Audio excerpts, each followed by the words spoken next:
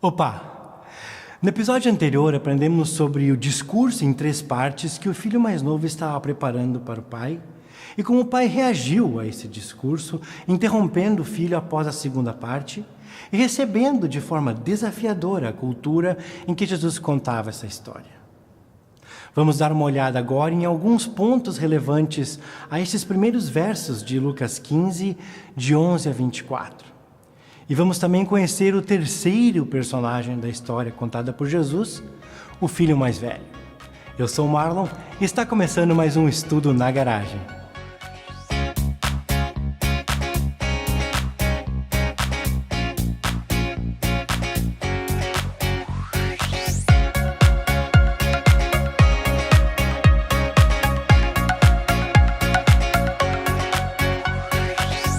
Quando lemos estas histórias, temos que ter em mente 2 verdades.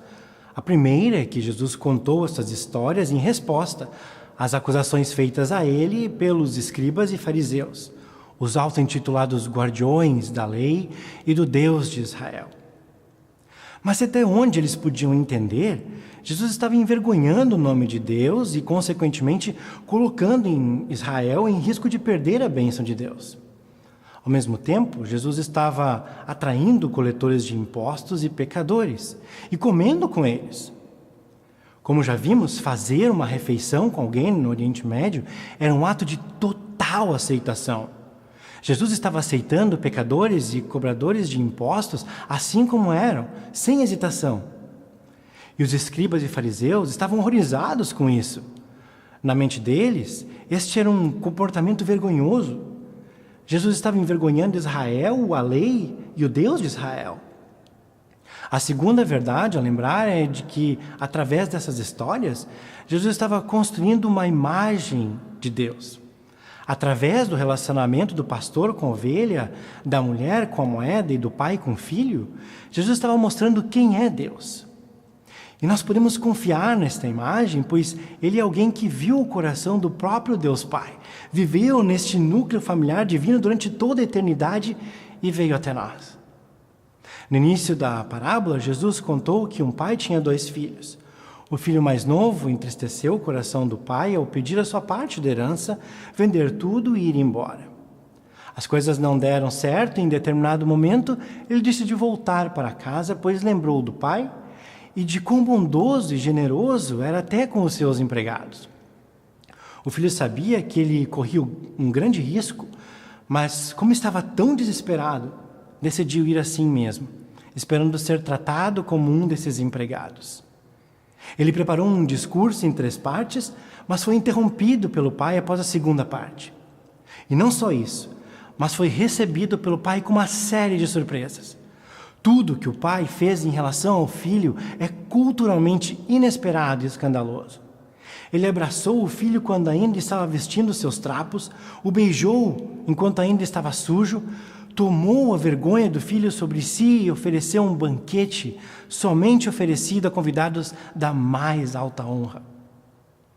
Assim, na primeira parte da parábola, Jesus contou para escribas e fariseus que Deus abraça pecadores arrependidos e festeja com eles. O santo Deus arrisca sua reputação divina para receber de volta ao lar filhos e filhas perdidos. Por isso a sugestão de chamar essa história de a parábola do pai pródigo. Como vimos no primeiro episódio, uma das definições de pródigo é generoso. Mas, para termos o total entendimento dessa história, temos que compreender também o relacionamento entre o pai e o filho mais velho. Vamos dar uma olhada na segunda parte da parábola, no texto de Lucas 15, de 25 a 32. Enquanto isso, o filho mais velho estava no campo. Quando se aproximou da casa, ouviu a música e a dança. Então chamou um dos servos e perguntou-lhe o que estava acontecendo. Este lhe respondeu: seu irmão voltou, e seu pai matou o novilho gordo porque o recebeu de volta são e salvo.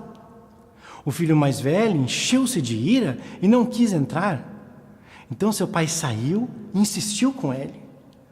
Mas ele respondeu ao seu pai: olha, todos esses anos tenho trabalhado como um escravo ao teu serviço e nunca desobedeci às tuas ordens. Mas tu nunca me deste nem um cabrito para eu festejar com os meus amigos. Mas quando volta para casa esse seu filho, que esbanjou os teus bens com as prostitutas, mata um novilho gordo para ele.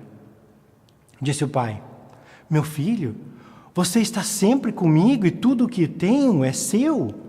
Mas nós tínhamos que comemorar e alegrar-nos, porque este seu irmão estava morto e voltou à vida, estava perdido e foi achado. O filho mais velho estava representando pessoas com uma vida religiosa, que frequentam a igreja, que não fugiram para um país distante, que não esbanjaram sua parte da herança, que se consideravam fiéis e obedientes, que acreditavam estar cumprindo suas tarefas enquanto cristãos. O filho mais velho era obediente, nunca precisava ser lembrado de fazer suas tarefas. Porém, descobrimos que apesar deste filho nunca ter saído de casa, ele também entristeceu o coração do pai. Pois existem dois tipos de pecadores: os que quebram a lei e os que guardam a lei. E ambos carecem da graça de Deus. O filho mais velho voltou de seus afazeres no campo e notou a música e a festa na casa de seu pai. No primeiro momento, talvez deva ter se alegrado, pois o pai andava tão triste, desde que o filho mais novo tinha se ido, e agora estava feliz. Porém, logo se encheu de desconfianças e suspeitas, algo não estava certo. Chamou um dos empregados e perguntou o que estava vendo, e este lhe contou a novidade. Seu irmão voltou e seu pai está festejando. Ele se encheu de ira, pois o filho mais novo havia envergonhado o nome do pai e o vilarejo e não estava sendo punido, não estava pagando pelo que havia feito e ainda estava recebendo uma festa. Para escribas e fariseus, arrependimento significava conformidade com as regras. O filho mais novo havia voltado e sido aceito sem estar de acordo com as regras. Foi recebido sem ao menos prometer estar comprometido com as leis. Mas para Jesus, arrependimento tinha outro significado. Era cair em si. Reconhecer o feito e a condição em que se encontrava por causa dele. Reconhecer haver pecado contra Deus e voltar para casa, acreditando na graça e misericórdia dele. O filho mais velho estava irado porque o pai estava perturbando seu entendimento sobre religião e justiça e estava trazendo ainda mais vergonha sobre o pai.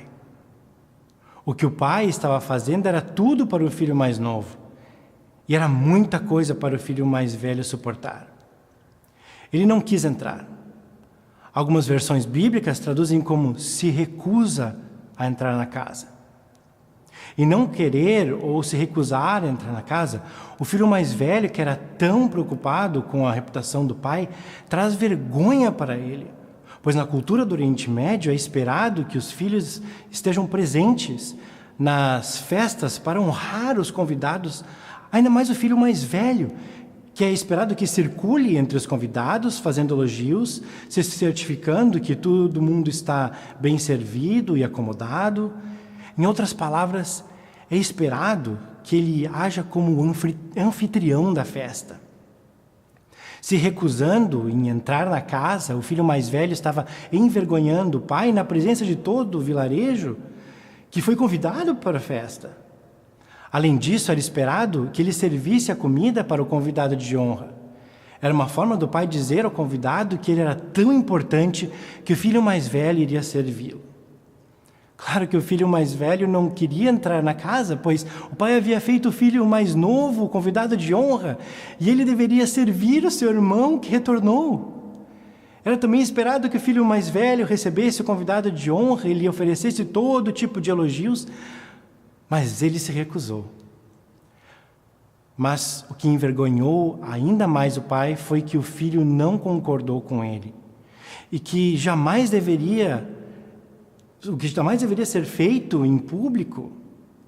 O filho, na cultura oriental, pode até discordar dos seus pais, mas jamais deverá fazê-lo em público. O filho deveria fazer o que lhe cabe, e depois que todos fossem embora da festa, ele poderia manifestar seu desconforto. Em ficar do lado de fora, o filho mais velho desobedeceu e envergonhou o pai publicamente. Todas as pessoas importantes do vilarejo estavam na festa e o filho mais velho envergonhou o pai na frente de todos eles. Machucou o seu coração. E como o pai reagiu a essa atitude? Da mesma forma inesperada e escandalosa que fez com o filho mais novo. Todo mundo esperava que ele ignorasse o filho ou, de alguma forma, o punisse pela sua desobediência pública. Mas Jesus contou que ele saiu de casa e foi ao encontro do filho que se recusou a entrar, se humilhando publicamente. Ele saiu da casa não para condenar, mas para tomar toda a vergonha do filho sobre si mesmo, convidando a entrar. Na primeira parte da história, descobrimos que o pai toma a vergonha de quem quebra a lei. Na segunda parte, descobrimos que o pai toma a vergonha dos que guardam a lei. O pai ama tanto pecadores e coletores de impostos quanto escribas e fariseus. Que imagem do santo Deus Jesus estava descrevendo. O pai saiu da festa e foi até o filho querendo que ele visse a situação do seu ponto de vista, através do seu coração. É a mesma coisa que Deus o Pai faz conosco. Homens, vejam as coisas através do meu coração. O pai foi em direção ao filho como se sua alegria não estivesse completa com um dos seus filhos não estando bem. No próximo episódio, vamos conhecer a reação do filho mais velho ao convite do pai. Antes de terminar, quero compartilhar mais uma coisa. Saiba disso. Jesus é real. Ele te ama e quer ter um relacionamento contigo. Jesus pode fazer um caminho na sua vida onde parece não ter mais saída. Arrependa-se dos seus pecados e entregue tua vida a Jesus. Ele morreu por ti e através dele podemos nos reconciliar com Deus. Confie nele e o mais ele irá fazer. Até a próxima.